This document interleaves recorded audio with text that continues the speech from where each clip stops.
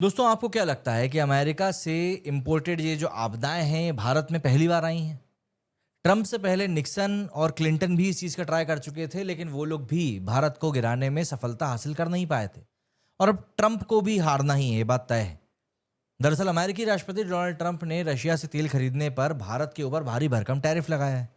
साथ ही उन्होंने आरोप लगाया है कि भारत तेल खरीदकर रशिया को यूक्रेन के खिलाफ जंग लड़ने के लिए मदद कर रहा है। ट्रंप प्रशासन की भारत विरोधी नीतियों और उनके बयानों की वजह से दोनों देशों के बीच में तनाव भी बढ़ रहा है। और भारत का साफ तौर पर कहना है कि वो अपनी संप्रभुता के साथ किसी भी तरह का समझौता नहीं करेगा और तेल खरीदेगा।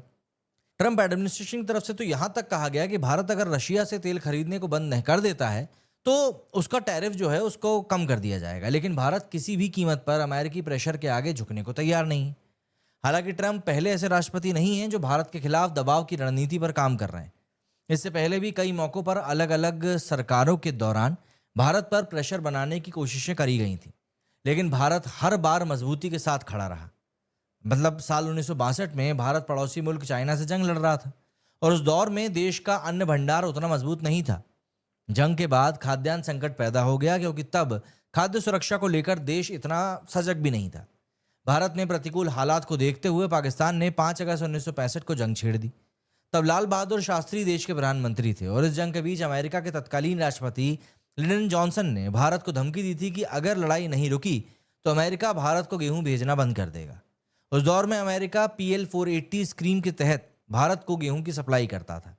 भारत के सामने करीब 50 करोड़ की आबादी का पेट भरने की चुनौती थी। इसके बावजूद उसके इरादे मजबूत थे। प्रधानमंत्री शास्त्री अमेरिकी धमकी के आगे झुके नहीं, बल्कि उन्होंने खुद ही अमेरिका से गेहूं लेने से इनकार कर दिया। उस दौर के लिहाज से ये बहुत बड़ा फैसला था क्योंकि देश में हरित क्रांति नहीं आई थी और खाद्य सुरक्षा के मामले में भारत पिछड़ा था। लेकिन शास्त्री जी के आह्वान पर देश एकजुट हुआ और खाद्य आत्मनिर्भरता की ओर आगे बढ़ने के लिए तैयार हो गया। तब भी अमेरिकी प्रेशर के आगे भारत ने अपनी स्वायत्ता को बनाए रखा और बाद में जाकर खाद्य सुरक्षा को मजबूत करने की दिशा में बड़े कदम भी उठाए। वहीं पूर्व अमेरिकी राष्ट्रपति रिचर्ड निक्सन ने भी 1971 में पाकिस्तान के खिलाफ जंग के दौरान भारत के खिलाफ कड़े कदम उठाए थे। अमेरिका न सिर्फ जंग में पाकिस्तान का सपोर्ट कर रहा था, बल्कि पाकिस्तान को सैन्य और आर्थिक सहायता भी पहुंचा रहा था। ये जंग सिर्फ दो देशों के बीच नहीं थी, इसमें लाखों बांग्लादेशियों के हित भी जुड़े हुए थे। बावजूद इसके अमेरिका ने भारत को सोवियत संघ का करीबी बताकर उसकी आलोचना करी थी। राष्ट्रपति निक्सन ने बंगाल की खाड़ी में USS एंटरप्राइज की अगुवाई में अमेरिकी नेवी का 7वां बेड़ा तैनात किया था, जिसे भारत के खिलाफ एक सैन्य दबाव के रूप में देखा गया था। इसका मकसद भारत को युद्ध में पीछे हटने के लिए मजबूर करना था। हालांकि ये जंगी बेड़ा समंदर में तैनात ही रह गया और भारत ने बांग्लादेश को पाकिस्तान के चंगल से आज़ादी दिला दी। इस जंग के दौरान निक्सन ने भारत को दी जाने वाली आर्थिक मदद में कटौती करी और भारत पर कई तरह के प्रतिबंध लगाने की कोशिश भी करी। अमेरिका ने भारी दबाव के बावजूद भारत ने युद्ध जीता, पाकिस्तान का पूर्वी हिस्सा अलग हुआ, जिसे आज हम बांग्लादेश के नाम से जानते हैं। निक्सन के भारत विरोधी कदम को उसकी असफलता माना गया। अमेरिका में भी निक्सन की नीतियों की आलोचना हुई क्योंकि ये मानव अधिकारों के उल्लंघन से जुड़ा हुआ मामला था, जिसे अमेरिका नजरअंदाज कर रहा था। अमेरिका की नीतियों की वजह से भारत सोवियत संघ के और करीब आ गया। वहीं 1971 में भारत सोवियत के बीच में एक डील साइन हुई, जिसके तहत भारत को रणनीतिक और सैन्य समर्थन देने पर सहमति बनी थी। भारत ने 1998 में पोखरण परमाणु परीक्षण किया और इस दौरान अमेरिका में बिल क्लिंटन राष्ट्रपति हुआ करते थे। न्यूक्लियर टेस्ट के बाद में क्लिंटन प्रशासन ने भारत के खिलाफ कड़े आर्थिक और सैन्य प्रतिबंध लगाए।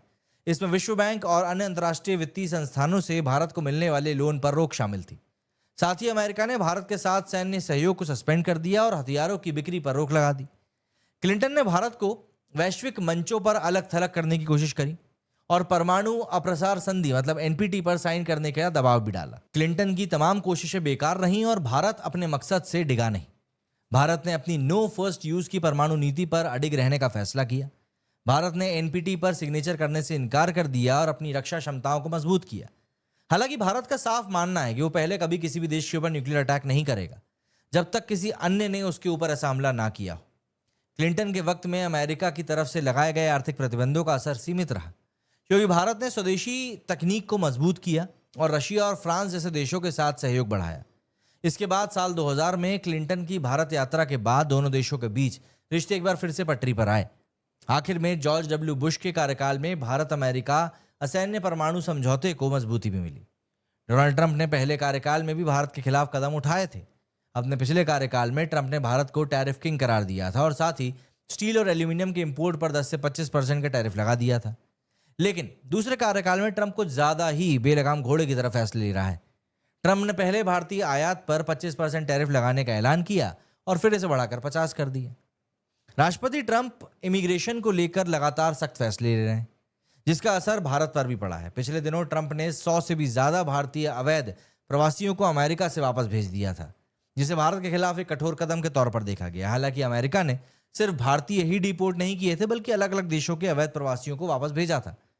ट्रंप ने साल के आखिर में भारत में आयोजित होने वाली क्वाड शिखर सम्मेलन में हिस्सा लेने से भी इनकार कर दिया है, जिससे इन दोनों देशों के बीच में तनाव और बढ़ेगा।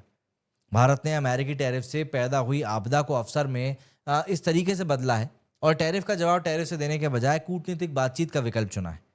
सरकार ने स्वदेशी उत्पादों को बढ़ावा देने और यूरोप और साउथ ईस्ट एशिया के वैकल्पिक बाजारों की तलाश शुरू कर दी है।